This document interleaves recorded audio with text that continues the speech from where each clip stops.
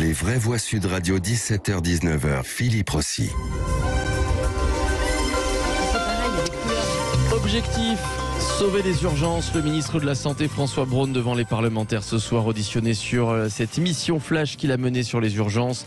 41 mesures qui ont été adoptées le 1er juillet dernier. Un plan de sauvetage qui prévoit notamment une revalorisation du salaire pour les horaires de nuit, un renforcement du rôle du SAMU, un bonus pour les médecins libéraux. Il y a d'autres mesures évidemment. Ces mesures de la mission flash sur les urgences sont-elles à la hauteur selon vous? Sont-elles suffisantes? Vous votez sur Twitter et YouTube pour l'instant. Vous dites non à 97%, puis vous nous appelez. On va vous écouter dans un instant. 0826 300 300 pour réagir et pour débattre avec nos vraies voix. Caroline Pilastre, Véronique Langlais, Moreda Itabouche et Thierry Amouroux qui va nous rejoindre dans quelques instants. C'est le porte-parole du syndicat des infirmiers. Il est là, tiens, Thierry Amouroux. Bonsoir, monsieur Amouroux. Bonsoir. Alors, je vous pose la question que l'on pose sur les réseaux sociaux. Je pense connaître la réponse. Est-ce que ces mesures, il y en a 41, vous ont satisfait, Thierry Amouroux? Pas du tout, ce sont des petites mesurettes alors que l'hôpital est en grande crise et qu'il faudrait vraiment revoir les choses complètement pour refaire revenir le personnel dans les services. Alors, on a beaucoup parlé de cette revalorisation des salaires, revalorisation des salaires de nuit, le week-end, les jours fériés, donc qui est effective, évidemment. Mais pour vous, les soignants, elle est faible. Combien ça représente exactement, Thierry Amouroux? Alors, nous sommes royalement passés de 9 € brut la nuit à 18 € brut la nuit. Ouais. Alors, eux, leur communication, c'est on a doublé la prime de nuit. La réaction du personnel, c'est que on a jeté un os à la jacouille. C'est-à-dire net, c'est-à-dire que ça fait. Vous êtes augmenté de combien à peu près de 2 €, c'est ça? Alors, 2 €, 2,50 €. La prime de nuit était de 9 € pour une nuit. Elle est doublée, donc elle passe à 18 € pour une nuit. Ouais. Bon. Donc ça augmente de 9 €. C'est pas ça qui va faire revenir le personnel ou l'inciter à rester. Qu'est-ce que ça aurait été pour vous une vraie augmentation, un vrai geste de la part du gouvernement? Nous sommes payés 10% sous le salaire infirmier européen. Donc la revendication, c'était 300 € par mois et sur le salaire, pas en prime. Et donc il y a ce problème du salaire, il y a également le problème de la charge de travail, c'est-à-dire que les normes internationales aujourd'hui sont de 6 à 8 patients par infirmière. Or en France, on est entre 12 et 15 patients par infirmière. Et le troisième problème, ce sont les conditions de travail déplorables, à savoir que les agents en poste sont considérés comme des pions, transférables d'un service à l'autre, d'un horaire à l'autre, sans respect de la vie privée, et cette mise en insécurité professionnelle qui fait que... C'est-à-dire qu'on comprenne bien, vous n'avez pas votre mot à dire quand on vous passe à un autre service, à un horaire de nuit par exemple. C'est ça que vous nous le dites? Tout à fait. Tout à fait. Et imaginez, vous êtes infirmière dans un service de cardiologie depuis 5 ans, vous arrivez à 7 h du matin pour prendre votre poste et on vous dit « Ah ben non, aujourd'hui finalement tu es en cancérologie » et vous vous retrouvez dans un service dont certes vous avez appris les pathologies durant votre formation, mais c'est un peu loin. Ouais, D'autre part, vous ne connaissez pas les protocoles spécifiques au service, vous ne savez pas où se trouve le matériel. Bref, vous êtes en insécurité professionnelle total parce que vous avez peur de commettre une erreur de soin qui puisse avoir des conséquences fâcheuses pour le patient. Alors, Morada Itabouche. Je suis un peu surpris, par le chiffre que vous donnez. Lequel? Une infirmière, 15 patients. J'ai passé 155 jours à Pompidou en médecine interne et en réanimation. En médecine interne, ils sont entre 4 et 5 patients par infirmière, ce qui est déjà beaucoup. Et en réanimation, c'est 2 patients, ce qui est énorme parce que c'est évidemment en réanimation, c'est très technique. Donc votre chiffre, me surprend beaucoup. Je ne sais pas d'où vous sortez cette statistique, parce que pour moi, elle me paraît fausse. Enfin, j'ai jamais eu ce chiffre-là. Alors, Même pas exagéré, pardon. Pour la réanimation, c'est normé effectivement par la réglementation. C'est de patients et demi, mais pour les autres services, non, ce n'est pas le cas. La moyenne, c'est entre 12 et 15 patients, et vous pouvez avoir en EHPAD jusqu'à 80 à 120 résidents. Donc, non, dans les services de médecine ou chirurgie, vous n'avez pas 4 patients par infirmière. Alors, il y a d'autres mesures, évidemment, dans cette mission Flash. Thierry Amouroux, qu'est-ce que vous... On a bien compris que le salaire de nuit était insuffisant, mais au moins, est-ce qu'il y a d'autres mesures que vous jugez bonnes, à la hauteur, en tout cas qui vont dans le bon sens, selon vous, Thierry Amouroux, ou alors tout est à revoir? Ce n'est pas à la hauteur des besoins. Aujourd'hui, il y a 60 000 postes infirmiers vacants dans les hôpitaux. Ce qui veut dire que même les sorties de diplômes qu'il y a chaque année n'arrivent pas à compenser les départs infirmiers. Par exemple, sur l'assistance publique des hôpitaux de Paris, sur le dernier semestre 2021, il y a eu 2900 départs infirmiers, 1735 recrutements infirmiers, ce qui veut dire que chaque mois, il manque 1200 à 1600 infirmiers, ce qui entraîne la fermeture de 15% des lits depuis juin 21, c'est-à-dire 14 mois. Ouais. Caroline Pilastre. Je suis catastrophée par l'état de l'hôpital et ce que vous vivez depuis plus de 2 ans. Alors malheureusement, cette situation perdure bien avant la crise de la Covid qui n'a fait qu'amplifier ce que vous vivez. Évidemment que le personnel soignant craque, que beaucoup d'entre vous est en burn-out. On sait que former du personnel, ça prend du temps.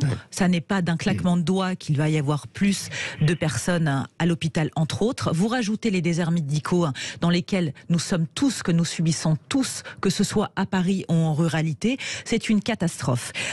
Plus le fait que la majorité ait décidé il y a peu de temps de ne pas réintégrer le personnel soignant non vacciné, puisqu'on sait très bien qu'être vacciné n'empêche pas la transmission ni d'être contaminé. On sait ce qui ne va pas à l'hôpital depuis plus de 40 ans. Tous les gouvernements successifs sont au courant de la situation. Ils ne peuvent pas se mettre des œillères. Alors que faut-il? Aller un peu plus sur le terrain? Vous écoutez, monsieur, vous qui êtes au cœur de cette situation, qui craque, comme je le disais, de partout. J'enfonce des portes ouvertes car on en parle régulièrement. Mais il y a un moment donné, c'est une volonté politique, une volonté budgétaire, les deux. Que va-t-il falloir pour qu'on arrive enfin à aider l'hôpital public et vous, vos collègues, monsieur? Thierry Amouroux, qu'est-ce que vous pensez de votre nouveau ministre, François Braun, qui est un urgentiste, pour le coup, qui connaît bien les urgences? Vous savez, effectivement, il connaît bien les urgences. C'était le porte-parole santé du candidat Macron. Non, on n'attend pas grand-chose vu la réalité des besoins.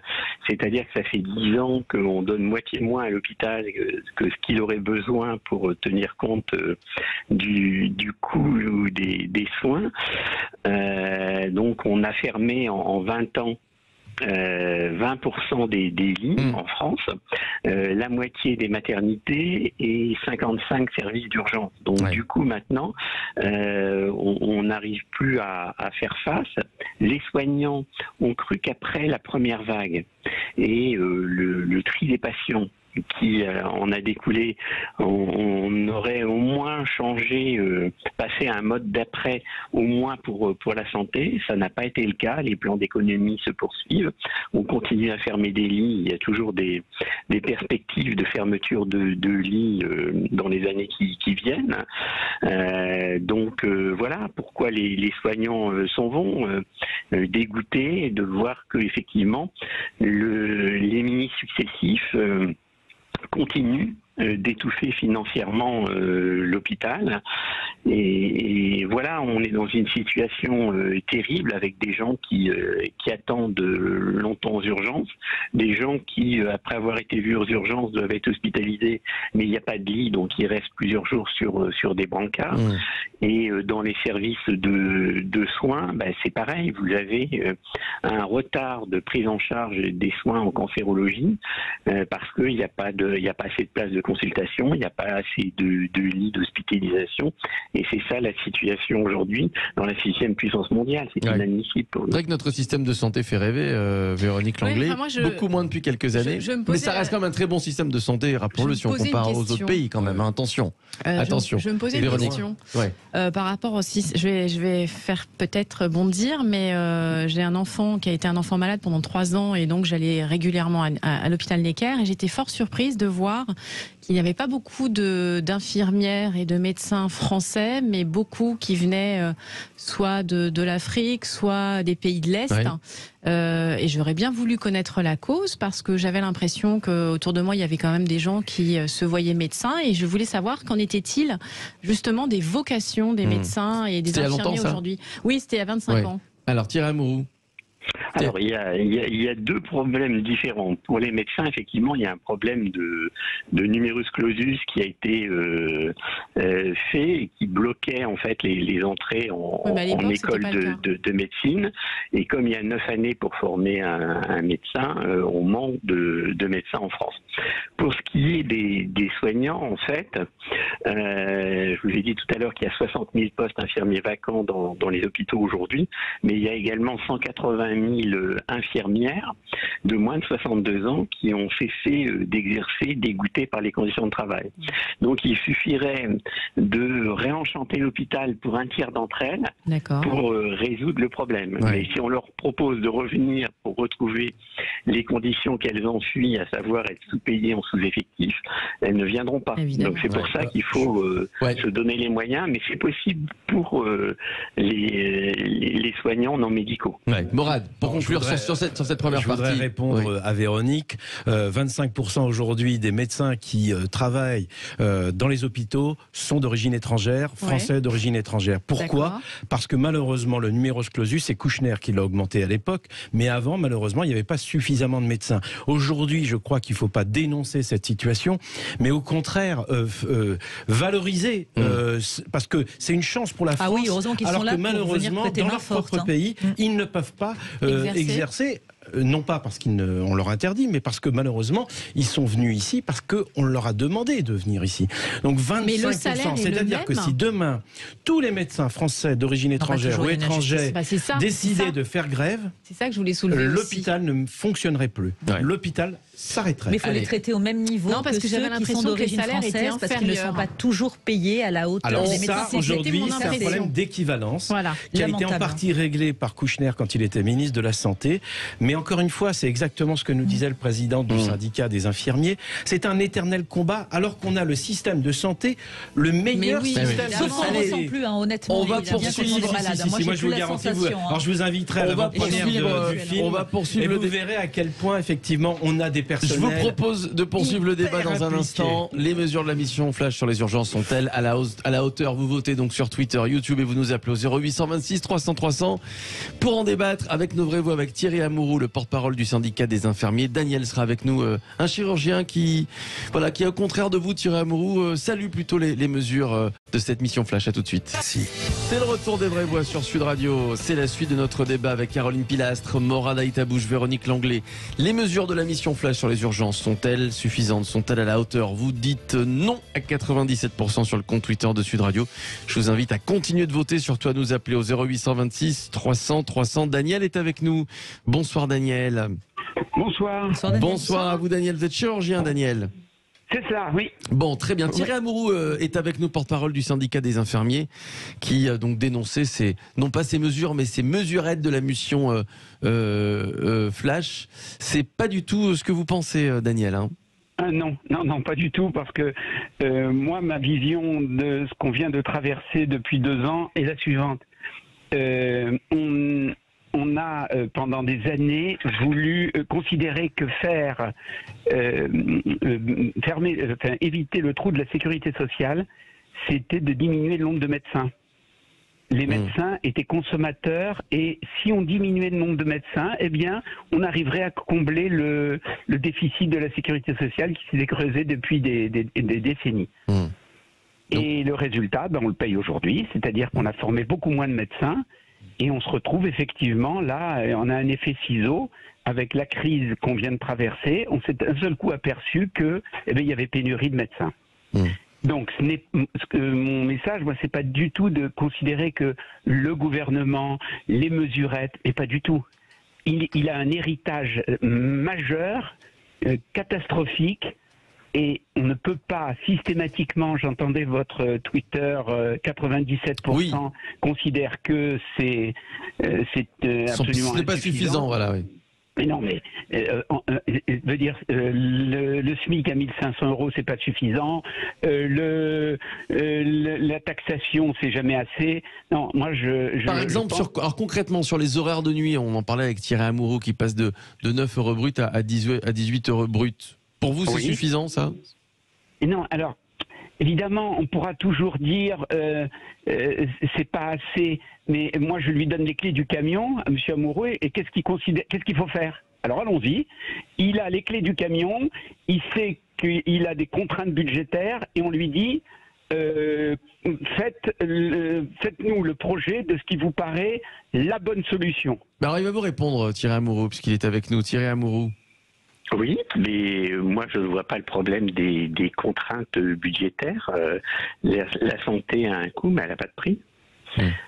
Faut être clair là-dessus, c'est-à-dire que tout ce qui se passe, ça a des conséquences en termes de mortalité. Lorsque vous fermez dans un bassin de population trois petits services d'urgence pour en laisser ouvert qu'un seul, que si vous avez un Panari, vous pouvez attendre 1 heure. Par contre, si vous êtes à 1 heure d'un service d'urgence alors que vous avez un accident vasculaire cérébral ou un problème cardiaque, vous avez une perte de chance qui en découle. Et même en cancérologie, on voit tous les retards qu'il y a aujourd'hui avec une partie des lits qui sont fermés. Alors, voilà, excusez-moi, on est la 6e puissance mondiale. On devrait être en mesure de répondre aux besoins de santé de la population et pas faire des économies. L'hôpital, c'est pas une entreprise, c'est pas un lieu qui doit être rentable. Oui, parce qu'en fait, ce que vous dites, Daniel, c'est voilà, on a des contraintes budgétaires, on a tel budget qui est alloué à la santé, on peut pas faire autrement. Donc, c'est déjà bien ce qu'on nous propose. Hein. Je résume un petit peu, mais c'est à peu près ce que vous nous dites. Oui, mais c'est pas. Oui, c'est un petit bras de présenter les choses comme ça. Oui. Parce qu'on a l'impression qu'on se contente de ce qu'on veut bien nous. Non, c'est pas cette vision, ça serait trop restreint. Non, c'est pas ça. C'est. Je viens d'entendre là, Monsieur Amouroux. La santé n'a pas de prix. Avec des slogans comme ça, je suis entièrement d'accord. Je fais de la cancérologie toute la journée. Je suis tout à fait d'accord de dire que la santé n'a pas de prix. Mais si on raisonne, ça veut dire que les 18 €, parce qu'on parlait de montant, il veut que ça soit 36, mais 36, il estimera que c'est pas suffisant non plus. Je veux dire, il y a bien un moment où, quand on dit n'a pas de prix, c'est un slogan magnifique qui fait plaisir à tout le monde. Alors, est-ce qu'il est pragmatique? Je ne pense pas. On va faire réagir nos vraies voix, Morad Aïtabou, juste après Caroline et Véronique. Sur ce qu'on vient d'entendre et l'échange entre Daniel et Thierry Amouroux. Ce qui est vrai, j'ai passé, moi, 155 jours, je le disais tout à l'heure, en réanimation. J'ai vu, en immersion, pour un documentaire, attention. Pour un documentaire, vous avez parfaitement raison de le rappeler. 155 jours où j'ai vu, moi, des personnels soignants exceptionnels. Donner leur temps, donner plus que leur temps, parce que quand on interdit aux familles de venir voir les patients, il faut les prendre au téléphone, ces familles. Elles sont dans un désarroi total. Et je les ai vues à chaque fois répondre, prendre le temps. Je trouve que c'est quasi un sacerdoce. Alors ça leur plaît jamais quand je dis ça, parce qu'elles ont un côté bonne sœur. Et elles trouvent que c'est un peu réducteur. Non.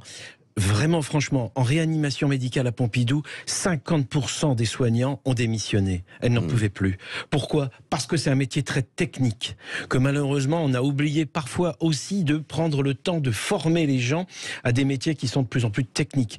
Bloc opératoire, infirmière de bloc opératoire, c'est un métier, il y a une formation supplémentaire. La valorisation pour passer d'infirmière à infirmière de bloc opératoire, c'est 1 an de formation. L'augmentation, c'est peanuts, c'est à peine 10 ou 15 € par mois. C'est ça le problème aujourd'hui, c'est la valorisation d'un métier qui, à mon avis, la santé n'a pas de prix, monsieur Amouroux le disait, je suis assez d'accord avec lui. On est dans un système en France qui est certes faillible, mais qui, pour le coup, est probablement le meilleur au monde. Ouais. Caroline Pilastre. Valorisation humaine et salariale, les deux vont ensemble. Ça va forcément de pair. Et malheureusement, quand ce personnel soignant craque et a besoin de vacances, comme c'est le cas, on nous parle en plus, vous le savez bien, de la potentielle 7e, 8e vague, plus la variole du singe. Que va-t-il se passer avec les lits qui ferment, avec ce personnel soignant, soit qui a démissionné, soit qui est tellement épuisé qu'ils font des arrêts maladie? Évidemment que l'hôpital n'est pas une administration comme une autre. Quand vous écoutez le personnel soignant, ils vous disent également qu'ils en ont marre de toute cette bureaucratie, toute cette hiérarchie qui leur font perdre un temps fou, un temps précieux. Et en fait, ça a un impact sur nous tous. Je vais vous donner un simple exemple. La téléconsultation. Déjà, les gens comme moi, malvoyants, aveugles ou les personnes âgées, malheureusement, ne peuvent pas le faire normalement sans une tierce personne. Donc déjà, nous, on est à l'écart. Mais nous ne sommes pas médecins. Imaginez, vous êtes devant votre écran, on vous demande de vous auto-ausculter. Si vous avez une migraine, ça peut se transformer en AVC. Vous avez mal au ventre. C'est pas forcément des maux de ventre qui peuvent passer, telle une gastro. Ça peut être une péritonite. On sait très bien que l'hôpital, et c'est de plus en plus dans beaucoup de régions de France où ça fonctionne comme ça, est obligé de trier les patients quand vous appelez le 15. Donc c'est quand même hallucinant. Régulier, on dit régulier. Oui, moi je dis trier, je suis désolée d'être un peu choquante. Le triage, le mot triage, les Français. Mais les mots ont du sens, malheureusement. Et donc on sait très bien qu'on en est là maintenant parce que ça ne va pas. Il y a juste une question que je me pose légitimement. Nous sommes des contribuables, nous payons des impôts. Nous sommes un des pays où nous payons le plus d'impôts au monde. Pourquoi est-ce que nos impôts ne vont pas en priorité dans tout ce qui a trait au régalien, c'est-à-dire aux services publics de proximité, l'éducation nationale? C'est quand même important. Plus transparent sur où vont nos impôts. Non, et moins de pression aussi, parce qu'effectivement, on a de moins en moins de personnel, donc on tire de plus en plus sur la corde. On nous demande, quand on est personnel hospitalier, d'avoir une émotion aussi en retrait, mais on est aussi des humains. Moi, j'ai ma petite cousine que j'adore, qui était infirmière réa, c'est sa passion. Elle s'est mise en disponibilité parce qu'elle ne supporte plus les pressions, elle ne supporte plus le temps qu'on lui donne pour s'occuper du patient. En réanimation, c'est particulier. Il ne faut pas non plus négliger l'humain, parce que derrière chaque personne, il y a aussi des familles, il y a une personne. Donc je pense que c'est un ensemble de choses. Pour tout ce qui est effectivement bureaucratie, on pourrait déployer d'autres possibilités pour que ces personnes en soient déchargées. Donc recruter voilà, si jamais on manque. Pas forcément du personnel médical, mais en fait il faut tout repenser, je pense. Merci à vous Thierry Amouroux, porte-parole du syndicat des infirmiers. Merci à vous, merci à vous Daniel. Merci pour votre analyse, merci d'avoir donné votre avis, d'avoir débattu avec nos vraies voix, avec notre invité Thierry Amouroux. On vous posait donc cette question, est-ce que les mesures de cette mission flash sont suffisantes, sont à la hauteur? Vous dites non, c'est le score final sur les réseaux sociaux, non à 96%.